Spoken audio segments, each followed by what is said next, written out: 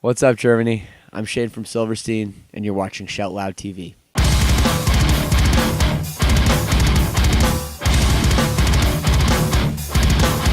What's up, guys? I'm sitting here with Shane from Silverstein. Hey. Hello. Hello, Germany.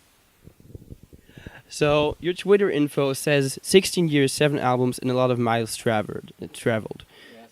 It would be an understatement to say that you don't put a lot of effort into your music and you've been on tour a lot.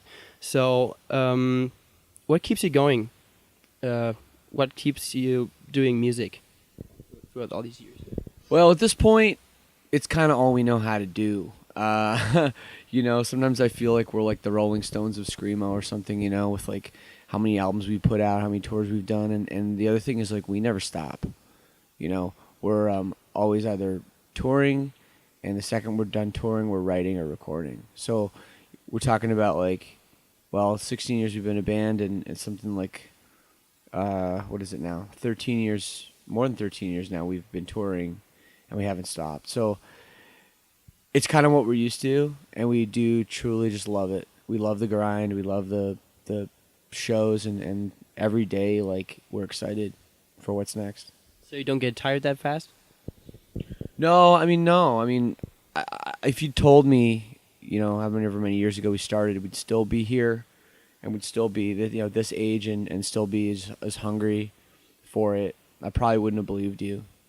Because we come from a time with all of our favorite, hardcore bands and stuff, they put out 2 albums and break up, and then be back to real life, And for us, we've continued this for so long, and this is our real life, I guess, now. So it's cool, and it's cool to say, we have a career or whatever, and we don't take that lightly, and every day for us is a gift, I guess. Cool.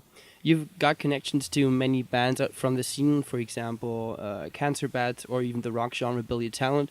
How would you say the Canadian music scene differs from the rest of the world? Well, it's pretty small, Canada is a small country, in terms of population. It's only about 10% of the population of the United States. And also, a lot of it's concentrated into the area we're from, which is Toronto. And those bands you mentioned are both from Toronto. We're from Toronto, the area. So we just have a really great music scene where we come from. Everyone knows each other, and it's just a very tight-knit community, and it's a little bit different than the U.S., where I think there's just as many bands from Los Angeles as New York. There's a lot of bands from the Midwest as well. But in Canada, typically, most of the bands are from Toronto, so we end up with a pretty great music scene. Cool. You've done several concept albums, for example, Shipwreck in the Sand, or your newest one, I'm Alive in Everything I Touch. Does it come natural to you, or does it take time to get into the right headspace to write songs with a theme? Definitely takes time, and it's something that I think you can't force it. And it's happened pretty organically over the last, however many records we've done. We've done 3 concept records, I guess. But how it all came about is we did our first 3 albums. We did pretty much the same way, which was you got in a room, we wrote a bunch of songs, we recorded them, and then we worried about the order after. We worried about, the subject matter was just, this song was about this, this song was about this. There was no flow. So for the 4th album, we'd kind of gotten bored of doing 3 records that way. So that's when I came up with the idea to do Shipwreck in the Sand and have this high concept. And it was tough, It's a lot more work because, you have to think about how everything's going to tie together. And you have to think about the themes. And you have to think about just figuring out, the order of the songs even, all that stuff. So it was hard, that record, but when Shipwreck in the Sand was finished at the time, I knew 100% it was our best album that we'd done.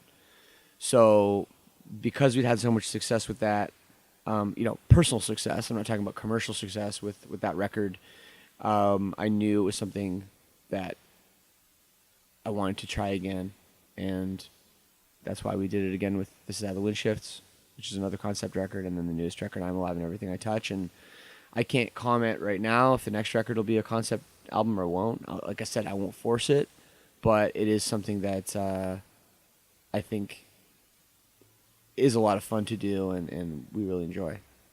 What's the newest single, Ghost, that you just released about? Well, I've been through some shit this year, to be honest. Gone through some personal struggles, and I think that the song is just kind of about tackling those things and letting out aggression and anger, and because let's face it, sometimes you have to do that. The same way.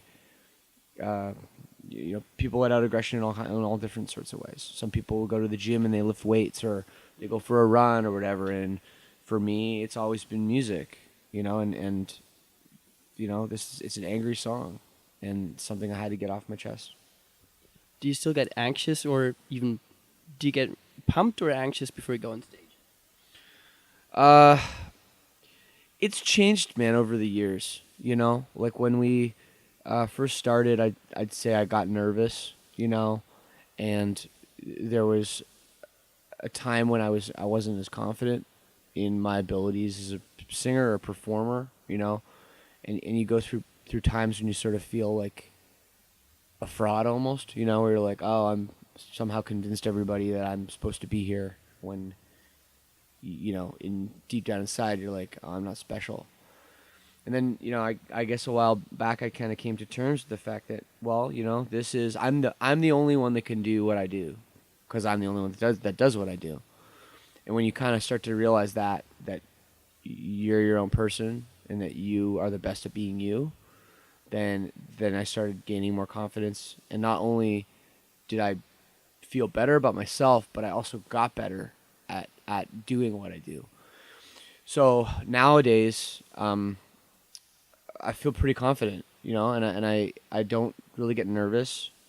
I get excited to play. I'm happy to play, and it's like something that I know how to do, and it's like anytime you can do something that you feel like you're supposed to do, that is your calling, I guess, it's a good feeling. And that's, I think, part of why we do what we do and why we love what we do.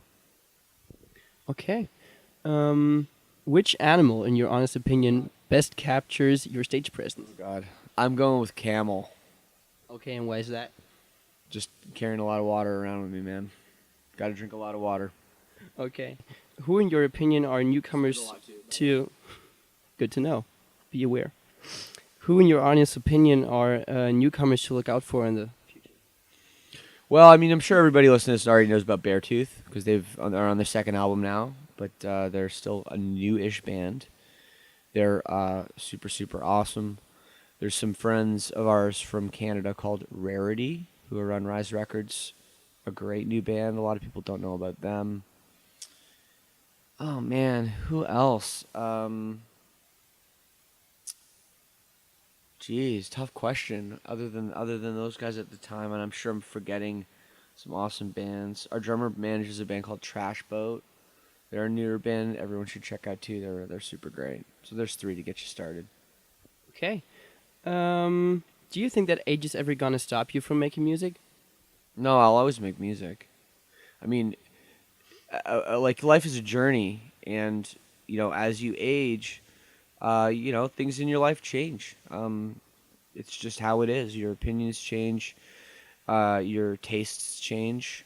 So musically, as I've gotten older, there's been things that when I was younger, I was like, I will never like this. Like I like fucking REM is a band I listened to that I couldn't stand when I was a kid. I thought they were like the lamest band. Now all of a sudden I like REM. I don't know, whatever. It's like, it's just a weird thing that starts to happen.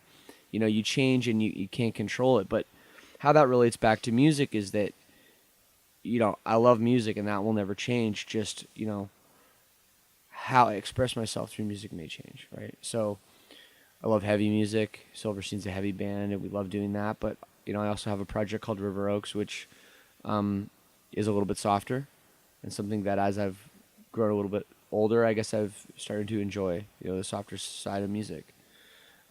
So regardless of if Silverstein, ever stops performing, and I guess one day we'll have to, I'll always perform music or play music on my own for sure. I'll never stop. Okay, that's it. Thanks. Thank you, man.